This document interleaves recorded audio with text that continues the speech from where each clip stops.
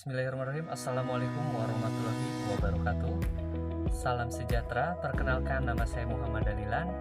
Pada kesempatan kali ini kita akan membahas sebuah materi mengenai teori akuntansi dan perumusannya. Namun untuk presentasi pada kali ini mungkin akan sedikit berbeda dengan sebelumnya, karena sebelumnya kita melakukan sebuah presentasi dengan tatap muka, dan untuk kali ini kita akan menyajikannya dalam bentuk video. Mari kita langsung saja kita masuk ke materi. Dalam teori akuntansi dan perumusannya, dalam materi yang akan kita ulas di sini ada beberapa pokok bahasan yang akan kita bahas. Yang pertama ada elemen, kemudian ada tujuan laporan keuangan, sifat postulat akuntansi, konsep teoritis akuntansi, prinsip dasar akuntansi, dan standar akuntansi. Oke, yang pertama ada elemen struktural teori akuntansi. Struktur teori akuntansi merupakan elemen yang saling terkait yang menjadi pedoman pengembangan teori dari penyusunan teknik-teknik akuntansi. Elemen itu dapat digambarkan dalam hierarki sebagai berikut. Kita bisa melihat gambar hierarki. Di sini ada hierarki elemen struktur akuntansi, ada tujuan laporan keuangan yang dibagi dalam dua bentuk. Ada yang pertama ada postulat akuntansi dan konsep teori akuntansi. Kemudian ada prinsip dasar dan standar akuntansi. Oke, lanjut ke slide yang berikutnya. Ada tujuan laporan keuangan. Menurut standar akuntansi, tujuan daripada laporan keuangan adalah menyediakan informasi yang menyangkut posisi keuangan suatu perusahaan, kinerja, serta perubahan posisi keuangan suatu perusahaan yang bermanfaat bagi sejumlah besar pemakai dalam pengambilan keputusan ekonomi. Kemudian ada tujuan lain dari laporan keuangan. Apa tujuan tersebut? Tujuan yang mendapat dukungan luas, yakni bahwa laporan keuangan bertujuan untuk memberikan informasi keuangan kepada para pemakainya untuk dipakai dalam proses pengambilan keputusan. Kemudian ada postulat akuntansi. Apa itu postulat akuntansi? Nah, postulat akuntansi ini adalah pernyataan yang dapat membuktikan kebenarannya sendiri atau juga disebut sebagai aksioma yang sudah diterima karena kesesuaiannya dengan untuk menopang dan mewujudkan suatu tujuan laporan keuangan yang menggambarkan aspek ekonomi, politik, sosiologis, dan hukum dari suatu lingkungan di mana akuntansi itu beroperasi. Di sini ada jenis postulat. Kita langsung saja. Dari jenis postulat akuntansi ada yang pertama postulat entity. Menurut konsep ini, kita bisa menyusun sebuah laporan keuangan sesuai dengan kebutuhan pemakainya. Maka setiap perusahaan dianggap sebagai unit akuntansi yang terpisah dari pemiliknya atau entitas lain. Kemudian ada postulat going concern. Postulat ini menganggap bahwa perusahaan akan terus melaksanakan operasinya sepanjang proses penyelesaian proyek, perjanjian, dan kegiatan yang sedang berlangsung. Perusahaan dianggap tidak akan terhenti, ditutup, atau dilikuidasi di masa yang akan datang. Dan yang selanjutnya ada postulat unit of measure yang akan dibawakan oleh teman kita, Kak Nia. Assalamualaikum warahmatullahi wabarakatuh. Perkenalkan, nama saya Nia Riasnanti. Saya akan melanjutkan presentasi dari saudara Dalilan. Postulat unit of measure. Postulat ini menganggap bahwa setiap transaksi harus diukur dengan suatu alat ukur atau alat tukar yang seragam. Alat ukur yang dipakai dalam akuntansi adalah alat ukur moneter. Postulat accounting period. Postulat ini menggambarkan bahwa posisi keuangan, hasil usaha, dan perubahannya harus dilaporkan secara periodik atau kurun waktu tertentu, misalkan per bulan, per semester, atau per tahun. Konsep teoritis akuntansi. Konsep teoritis ini menyangkut kepemilikan atau kontrol terhadap entiti akuntansi yang akan dilaporkan, sehingga sifat dan jenis informasi yang dibuat diarahkan untuk kegunaan pihak yang mengontrol perusahaan. Beberapa kemungkinan teori yang dipakai adalah sebagai berikut: the proprietary theory, the entity theory, konsep teoritis akuntansi, the fund theory, the enterprise theory, the residual equity theory, commander theory, the investor theory, amanah atau accountability atau ibadah theory. Prinsip dasar akuntansi: the cost principle, the revenue principle, the matching principle, the objectivity principle, the consistency principle, the conservatism principle, the materiality principle, the uniformity dan comparability principle, the disclosure principle. Kerangka dasar akuntansi keuangan. Menurut PSAK, kerangka dasar mencakup 1. Tujuan laporan keuangan, 2. Asumsi dasar, 3. Karakteristik kualitas informasi, 4. Pengakuan dan pengukuran, 5. Konsep pemeliharaan modal. Di sini akan dijelaskan kerangka dasar akuntansi keuangan, yaitu tujuan laporan keuangan, asumsi dasar, karakteristik kualitas, pengakuan dan pengukuran, konsep dan pemeliharaan modal. Sekian dari saya, dan materi selanjutnya akan dilanjutkan oleh Saudari Amelia.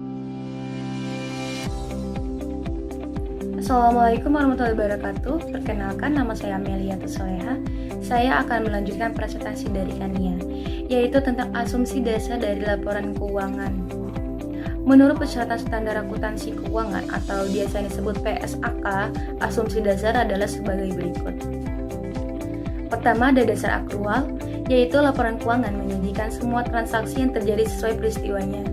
Hak dan kewajiban yang melekat di dalamnya bukan transaksi yang melibatkan kas.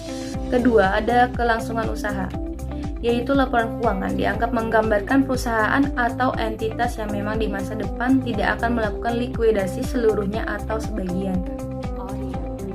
Karakteristik kualitas informasi dimaksudkan untuk meningkatkan manfaat informasi yang disajikan dalam laporan keuangan sehingga lebih berguna bagi para pemakai.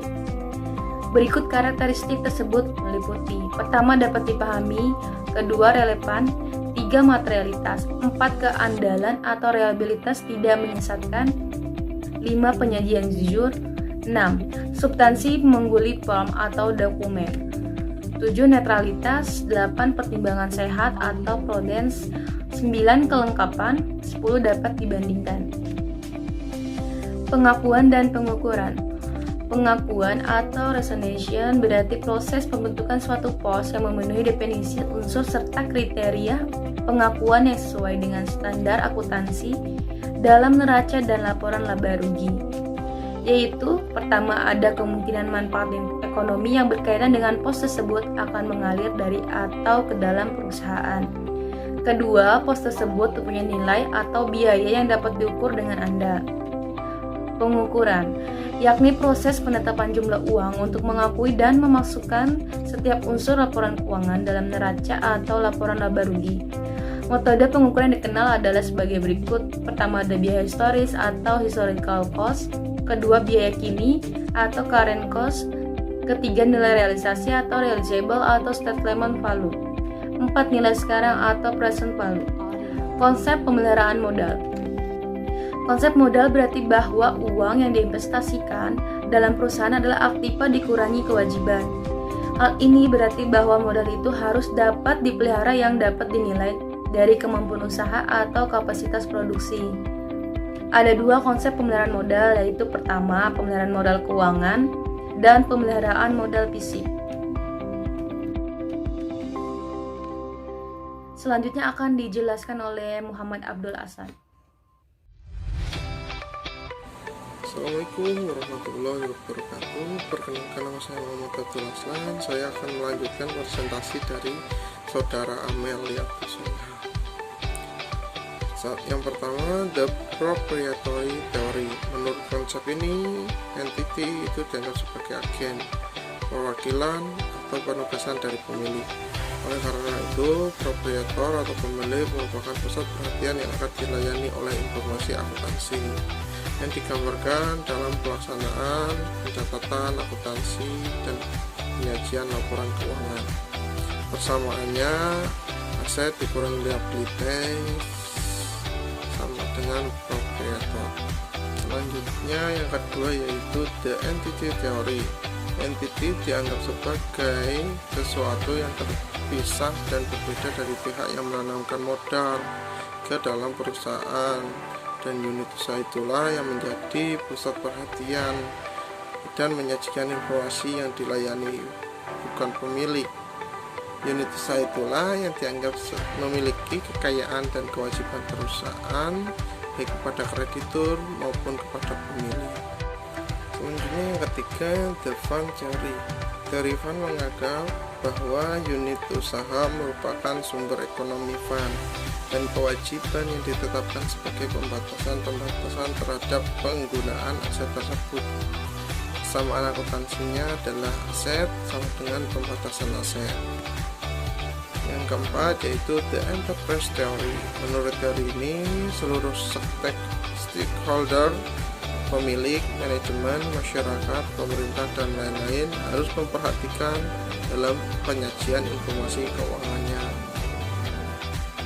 Selanjutnya, tujuan laporan keuangan.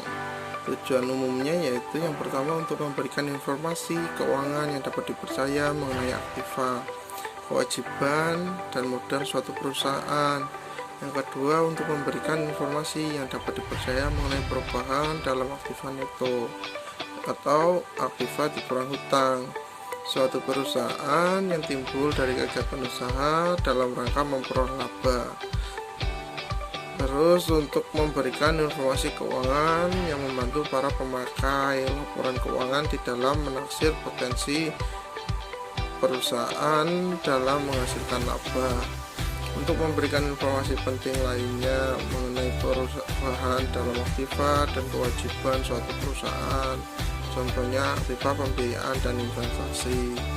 Terus untuk mengungkap sejauh mungkin informasi lain yang berhubungan dengan laporan keuangan yang relevan untuk kebutuhan pemakaian laporan, atau contohnya yaitu informasi mengenai kebijakan akuntansi yang diambil perusahaan. Ya, dan selanjutnya tujuan kualitatif laporan keuangan. Yang pertama yaitu relevansi suatu informasi harus berhubungan atau dihubungkan dengan maksud penggunaannya. Yang kedua, dapat dimengerti. Informasi harus dapat dimengerti oleh pemakainya dan dinyatakan dalam bentuk dan istilah yang disesuaikan dengan batas pengertian para pemakai. Yang ketiga, dapat diuji kebenarannya. Informasi harus dapat diuji kebenarannya oleh para pengukur yang independen dengan menggunakan metode pengukuran yang sama. Dan selanjutnya yang keempat, netral. Informasi harus diarahkan kepada kebutuhan umum pemakaian dan tidak tergantung pada kebutuhan dan keinginan pihak tertentu. Yang kelima, tepat waktu. Informasi harus disampaikan sesegera mungkin untuk dapat digunakan sebagai dasar pengambilan keputusan. Yang keenam, sebagai daya banding, informasi dalam laporan keuangan akan lebih berguna bila didapat dibandingkan dengan laporan keuangan periode sebelumnya. Yang ketujuh, lengkap. Informasi akuntansi yang lengkap meliputi semua data akuntansi keuangan yang dapat memenuhi secukupnya 6 tujuan kualitatif di atas.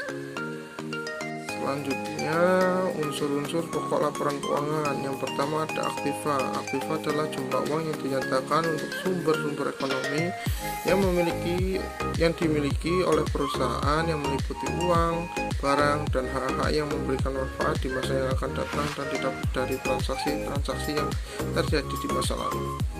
Yang kedua, hutang. Hutang adalah jumlah uang yang dinyatakan terhadap kewajiban yang melekat pada perusahaan untuk kiprah dan menyerahkan sumber-sumber ekonomi kepada pihak lain di masa yang akan datang. Modal adalah jumlah uang yang dinyatakan untuk sisa hak atas aktiva perusahaan setelah dikurangi dengan seluruh hutang-hutangnya. Modal merupakan hak atas aktiva perusahaan yang melekat pada para pemilik perusahaan.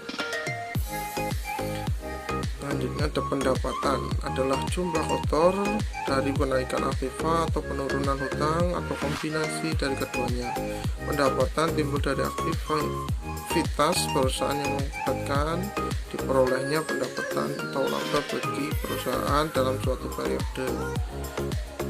Terus biaya adalah jumlah kotor dari penurunan aktiva atau kenaikan hutang. Biaya timbul dari kegiatan perusahaan dalam usaha perusahaan untuk mendapatkan pendapatan dalam suatu periode.